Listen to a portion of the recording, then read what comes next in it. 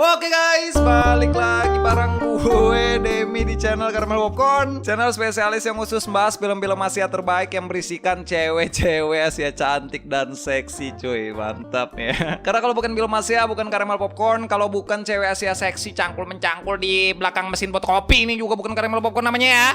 Oh, 200 rupiah selembar nih. Film yang akan kita bahas kali ini adalah sebuah film yang bergenre drama romance dari Jepang yang berjudul A Female Boss tahun 2020 cuy. Rilis pertanggal 19 Januari 2020, berdurasi tayang 2 jam. 2 jam Udin, aduh nih meninggal kalian 2 jam ya menonton cangkul-cangkul, meninggal kalian. Film ini diproduksi dengan nomor seri SSNI strip 674 dan dibintangi oleh mbak-mbak kesayangan kita juga nih, yaitu Mbak Yua Mikami cuy. Oh, gue kan udah bilang semingguan ini bakalan banyak kode-kode cuy. Berkisah tentang seorang wanita atasan di perusahaan yang mempunyai karyawan yang rata-rata dari karyawannya adalah seorang pria. Berhubung kekasih dari atasan ini juga terlalu sibuk bekerja dan tidak mempunyai waktu yang banyak untuk bersama dirinya saat berada di luar kota bersama, wanita ini pun menyalurkan keinginannya dengan salah satu karyawannya sendiri saat ia tidak menolak dan sudah tidak bisa menunggu kekasihnya lagi.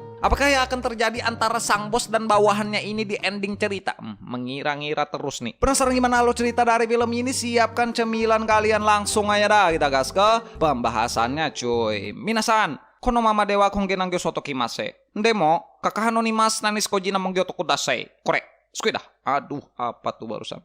Apa nih? Skuida. Aduh. Film diawali scene yang menampilkan sepasang langkah kaki seorang pria yang berlari terburu-buru karena terlambat bangun untuk bekerja ke kantornya. Di kantor, sang bos sudah diperlihatkan datang dan bersiap untuk memberikan pengarahan kepada para karyawannya. Sesampainya pria itu di kantor, dengan rasa takut akan dimarahi, pria ini pun langsung bergegas memasuki barisan untuk mendengarkan pengarahan dari sang atasan. Sang bos yang ternyata adalah seorang wanita ini, lagi-lagi demi karirnya di dunia perfilman, sang sutradara pun memberikan nama karakter yang sama dengan nama aslinya, yaitu Mbak Yua Mikami. Setelah selesai memberikan pengarahan, dengan langkah kaki mendekat, Mbak Yua pun terlihat menghampiri karyawannya yang terlambat tadi, yang diceritakan bernama Kusanagi Yuzuru. Aduh nih, kenal pedang cu, Kusanagi. Setelah ditanya Mbak Yua Mikami, kenapa mas-mas Kusanagi ini terlambat, dengan nada takut dan meminta maaf, ia pun bilang kalau ia terlambat bangun karena alarmnya yang tidak berfungsi. Mendengar hal itu, Mbak Yua pun menangkal perkataan karyawannya itu karena itu hanyalah alasan Mas Kusanagi yang ternyata sudah 5 kali terlambat karena penyebab yang sama. Lalu setelah barisan dibubarkan, anehnya Mbak Yua malah memanggil mas-mas Kusanagi ini dan memberikannya sebuah perhatian dengan membenarkan dasinya yang melipir ke kiri dan tidak enak untuk dipandang. Lalu setelah mas-mas Kusanagi ahli pedang ini kembali berjalan ke meja kerjanya, dengan mimik muka yang misterius, Mbak Yua ini pun terlihat memandangi salah satu karyawannya itu yang membuat kita semakin penasaran aja gile di dalam hati. Saat jam kantor, sang bos yaitu Mbak Yua, setelah melihat kesalahan di laporan kerja yang ia terima, ia pun memanggil mas-mas Kusanagi untuk memperingatinya agar bekerja lebih teliti. Lalu karena sedikit pusing dengan Mas Kusanagi yang selalu lalai dalam pekerjaannya, Mbak Yua pun meminta karyawannya itu agar memesankan sebuah kamar hotel untuknya karena ia ingin menemui klien yang ada di luar kota.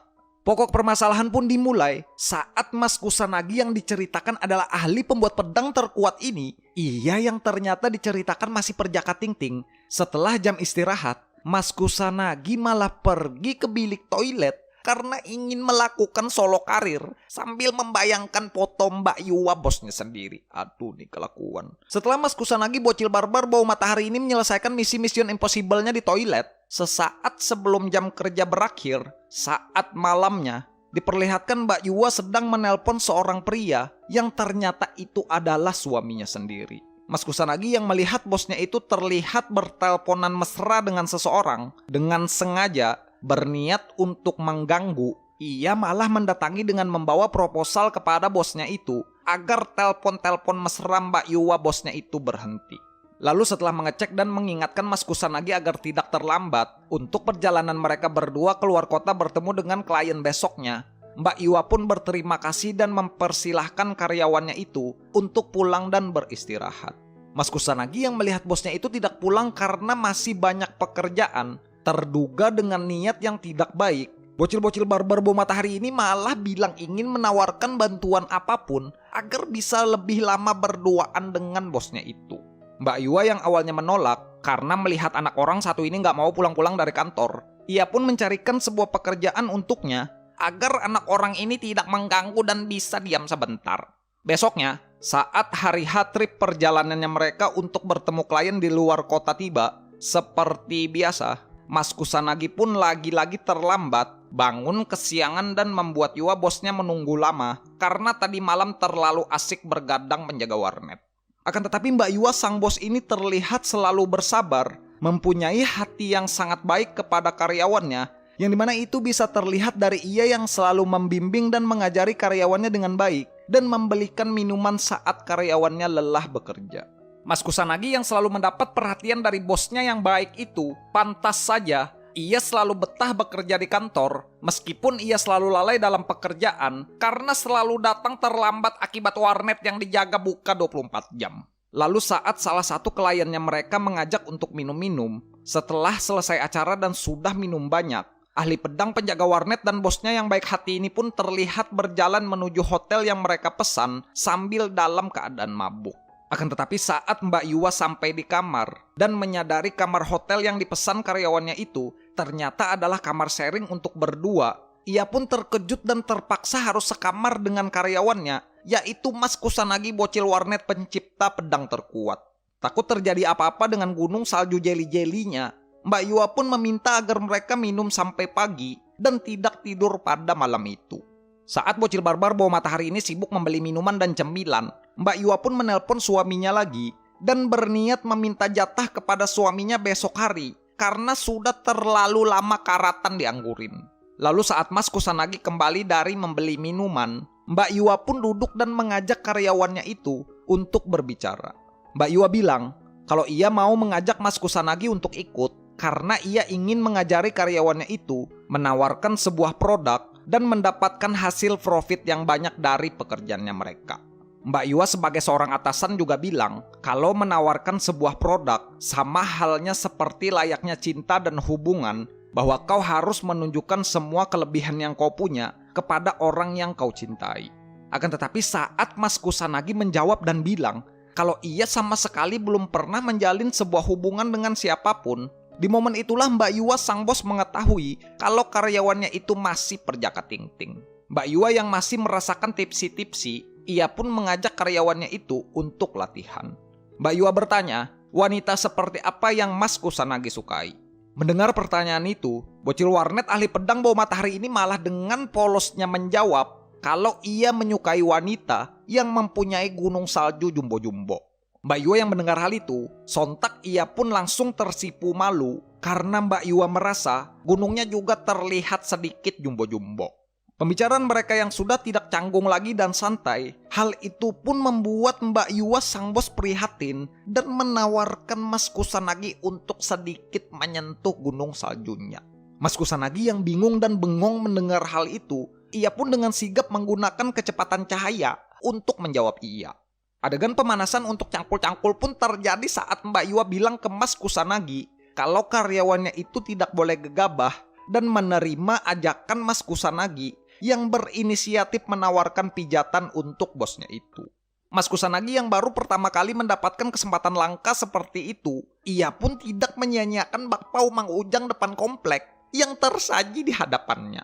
Dan dengan sedikit paksaan di akhir pemanasan, ahli pedang ini pun berhasil memojokkan bosnya itu dan mencangkul Mbak Iwa yang ternyata bisa sampai 4 kali babak penyisihan. Dan filmnya pun berakhir saat besok paginya. Setelah Mbak Iwa menelpon suaminya, ahli pedang malah mendekat dan mencangkul bosnya itu untuk terakhir kalinya, cuy. Aduh nih, apa sih ini? Apa sih ini anjir? Oke guys, ya mungkin segini aja ya untuk pembahasan film Asia kali ini ya. Ini bagi kalian nih yang pengen nonton full movie-nya, kalian langsung aja search nonton judul film yang ada di pin komen di Google Chrome cuy. Pesan moral yang bisa kita ambil dari film ini adalah berbagai permasalahan yang sering muncul dalam kehidupan ini banyak diakibatkan oleh ketidakmampuan seseorang dalam mengendalikan diri. Kita sebagai manusia tentu saja tak akan pernah luput dari hal yang namanya masalah. Akan tetapi dengan belajar dari hal itu, asalkan kita mau berusaha dan mau berubah, kita bisa menjadi manusia yang tentunya lebih baik dari sebelumnya karena sudah bisa mencegah hal yang sama akan terulang lagi cuy.